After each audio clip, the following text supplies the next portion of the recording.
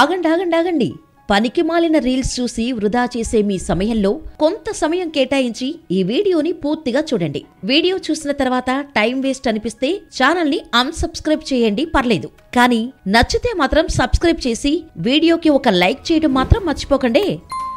ఇక్కడ మీకు కనిపిస్తున్న ఈ ఇద్దరు డాక్టర్లంటే మీరు నమ్ముతారా? కానీ అదే నిజం. అంతేకాదు, డాక్టర్లంటే ఇలాంటి డాక్టర్లు కూడా కాదు.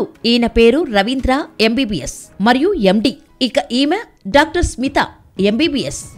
అసలు వీళ్ల కథ ఏంటి? ఇప్పుడు ఎందుకు వీళ్ల గురించి మనం చెప్పుకోవాలి అనే సందేహం ఏమాత్రం అక్కర్లేదు. ఎందుకంటే వీళ్ల స్టోరీ తెలిస్తే స్వయంగా మీకు వాళ్ళిద్దరికీ చేతులెత్తి మొక్కాలనిపిస్తుంది. నిజంగా ఈ రోజుల్లో డాక్టర్లు, హాస్పిటల్స్ అంటేనే సామాన్య జనం గజగజ వణికిపోతారు.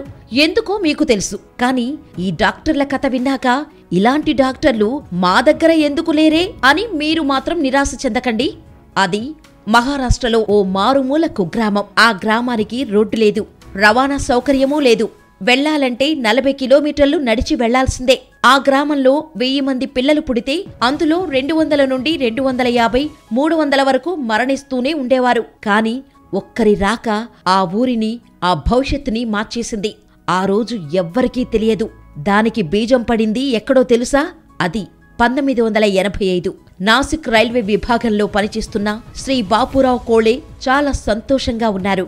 ఎందుకంటే ఆయన కొడుకు రవీంద్ర MBBS పూర్తి చేసి ఇంటికొస్తున్నాడు. ఆయన వంశంలో మొదటి డాక్టర్ కాబోతున్నాడు. కాని ఆయనకు తెలియదు రవీంద్ర పూర్తిగా వేరే జీవితాన్ని ఎంచుకుంటాడు అని. MBBS చివరి రోజుల్లో ఒక వ్యాసం, ఒక పుస్తకం రవీంద్రను పూర్తిగా మార్చేశాయి. ఆ వ్యాసం రాసింది మహాత్మాగాంధీ. అందులో ఈ దేశపు పేద, దళిత కోటి ప్రజల హృదయాల నుండి స్రవించిన రక్తంతో పెంచబడి విద్యాబుద్ధులు గడించి వారి గురించి తలవని ప్రతి వ్యక్తి దేశద్రోహియే అని ఉంది. వివేకానంద, గాంధీ, వినోబా భావేల జీవితాలు, వాళ్ల ఆశయాలు, వారిచే పొందిన ఆదర్శాలు రవీంద్రను ఎంతగా మార్చాయో ముందు ముందు మీకే అర్థమవుతుంది. రవీంద్ర ఇంటికొచ్చాడు. తల్లిదండ్రులతో నేను మారుమూల పల్లెల్లోని పేదలకు డాక్టర్గా నా వంతు సేవగా వైద్యం చేయడానికి వెళతాను అని చెప్పాడు. ఇంకేముంది, తండ్రి ఆనందం ఆవిరైంది. తల్లి సమాధానం మౌనమైంది. ఎందుకంటే ఎవరి తల్లిదండ్రులైనా తమ పిల్లలని కష్టాలు పడకూడదనే కదా కోరుకుంటారు. నిరాశ చెందారు. అక్కడికెళ్లి ఎలా బ్రతుకుతాడో అని చాలా బాధపడ్డారు. కాని డాక్టర్ రవీంద్ర తల్లిదండ్రులకు ఆ రోజు తెలియదు రవీంద్ర ఏం చేయడానికి సంకల్పించుకున్నాడో, ఏం చేయబోతున్నాడో అని. అయితే మహారాష్ట్రలో అత్యంత వెనుకబడిన మేల్ఘాట్లోని బైరాఘర్ అనే మారుమూల పల్లెను ఎంచుకున్నాడు. అదే ఎందుకు అని సందేహం రావచ్చు. కాని దానికి కారణం రవీంద్ర MBBS చేసే సమయంలో ఆయన చదివిన ఒక పుస్తకం. దాని పేరు where there is no doctor. అది వ్రాసింది డేవిడ్ వార్నర్. ఆ పుస్తకం కవర్ పేజీ మీద ఒక రోగిని నలుగురు ఒక నులక మంచం మీద పెట్టుకొని తీసుకెళ్తూ ఉంటారు. ఆ ఫోటో పక్కన చిన్నగా హాస్పిటల్ 30 కిలోమీటర్స్ అవే అని వ్రాసి ఉంటుంది. ఆ దృశ్యం రవీంద్రను కదిలించేసింది. అలా వైద్య సౌకర్యాలు ఏవీ లేని ఒక నిరుపేదల గ్రామానికి వెళ్లి వాళ్లకు సహాయపడాలని ఆనాడే ఆయన అనుకున్నాడు. ఆ తర్వాత తన ప్రొఫెసర్ దగ్గరికెళ్లి అలాంటి చోట ఎలా పనిచేయాలో చెప్పమన్నాడు. అప్పుడు ప్రొఫెసర్ జూజు అనే ఆయన, అలాంటి చోట పనిచేయాలంటే నీకు 3 విషయాలు బాగా తెలిసి ఉండాలి. 1, సోనోగ్రఫీ ఆర్ బ్లడ్ ట్రాన్స్ఫ్యూజన్ లేకుండానే గర్భిణీ స్త్రీలకు ప్రసవం చేయగలగటం. 2, ఎక్స్రే లేకుండా న్యూమోనియాకు వైద్యం చేయటం. 3, డయేరియాకు వైద్యం చేయటం.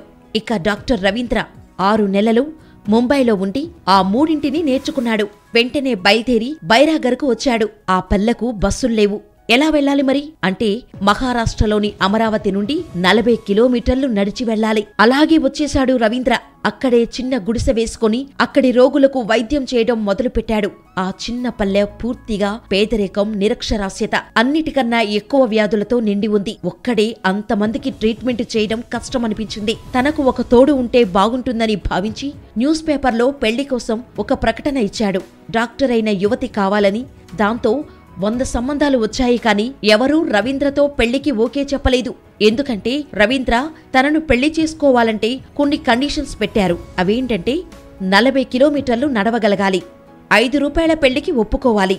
అంటే 1989లో రిజిస్టర్ పెళ్లికి ఫీజు 5 రూపాయలట. కేవలం 400 రూపాయలతో నెల పొడవునా జీవనం చేయగలగాలి. ఎందుకంటే డాక్టర్ రవీంద్ర నెలకు 400 మంది రోగులకు వైద్యం చేస్తాడు. ఒక రోగి నుండి కేవలం ₹1 తీసుకుంటాడు. నెక్స్ట్, అవసరమైతే ప్రజల కోసం భిక్షమెత్తడానికైనా సిద్ధంగా ఉండాలి. 100 సంబంధాలు వచ్చినా ఈ షరతులు చూశాక 99 మంది వెళ్లిపోయారు. కాని చివరిగా ఒక యువతి వచ్చింది. రవీంద్ర షరతులన్నిటికీ సరైనంది. ఆమె ఇందాక మీరు చూసిన డాక్టర్ స్మిత. వాళ్ళిద్దరూ పెళ్లి చేసుకుని అక్కడ గుడిసెలో కాపురం పెట్టి ఆ పల్లె జనాలకు వైద్యం చేస్తూ వస్తున్నారు. కొందరు వీళ్ళేం చేస్తారులే అని నగరానికి వెళ్లి వైద్యం చేసుకుని వచ్చేవారు. అందరూ అంతగా నమ్మేవారు కాదు. అలా కాలం గడిచేసరికి డాక్టర్ స్మిత గర్భవతి అయింది. అయినా కూడా వైద్యం చేయడం ఆపలేదు. రవీంద్ర, స్మిత ఇద్దరూ కలిసి ఏ రాత్రి ఎవరు తమ గుడిసె దగ్గరకొచ్చినా వైద్యం చేసి పంపించేవారు. అలా కొన్ని రోజులకు డాక్టర్ స్మిత ప్రసవ సమయం దగ్గర పడింది. 1991లో డాక్టర్ స్మిత ప్రసవ సమయంలో ఆమెకు తీవ్రమైన సమస్యలు వచ్చాయి. ఆ పల్లెలో వాళ్లు ఉంటున్న గుడిసెలో మెరుగైన వైద్యానికి సరిపడా మౌలిక సదుపాయాలు లేవు. దీంతో ఆ పల్లెవాసులంతా పట్టణంలో ఉన్న పెద్ద ఆసుపత్రికి తీసుకెళ్లమని రవీంద్రకు సలహా ఇచ్చారు. కాని స్వయంగా తానే వైద్యం చేస్తాను అన్నాడు డాక్టర్ రవీంద్ర. ఆ పల్లె ప్రజలు ఆమెను నగరం తీసుకెళ్లండి అని ఎంత బతిమాలినా ఒప్పుకోలేదు. అంతేకాదు, అక్కడి ప్రజలతో రవీంద్ర, ఒకవేళ నేను ఈమెను గనక నగరం తీసుకెళితే మళ్లీ నేను తిరిగి రాను. మీకు లేని సౌకర్యాలు మేము అనుభవించటం మాకు ఇష్టం లేదు. బ్రతికినా చచ్చినా ఇక్కడే అని పల్లె ప్రజలకు చెప్పాడు. ఆ మాటలు విని డాక్టర్ స్మిత, మీరే నాకు వైద్యం చేయండి, నగరం వద్దు అనింది. ఆయనే వైద్యం చేశాడు. అతి కష్టం మీద ప్రసవం జరిగింది. 12 మగబిడ్డకు జన్మనిచ్చారు ఆ ఇద్దరు. ఆ దంపతుల త్యాగం ఆ మట్టి మనుషుల మనసులను కదిలించింది. ఆ రోజు వాళ్లకు ఆ యువ దంపతులు ఆది దంపతుల్లాగా కనిపించారు. నెమ్మదిగా ఆ పల్లెలోని ప్రజలందరూ వీరిద్దరినీ నమ్మటం మొదలుపెట్టారు. ఏడాదిలో ఒక 4 నెలలు మాత్రం పొలం పని ఉంటుంది. మిగిలిన సమయమంతా పని ఉండదు. కాబట్టి ఆహారం కొరత, డబ్బు కొరత, దాని కారణంగా రకరకాల వ్యాధులు. ఆ పల్లె వాళ్లకు సరిగా ఒంటిమీద గుడ్డలు కూడా ఉండవు. అందుకే వాళ్లకు న్యూమోనియా లాంటి జబ్బులు సర్వసాధారణంగా వస్తుండేవి. కొన్నేళ్లు గడిచిపోయాయి. దంపతులిద్దరూ ఆలోచించి ఈ పరిస్థితి మారాలంటే వీళ్లకు ఆర్థిక వనరులు ఏర్పడాలి.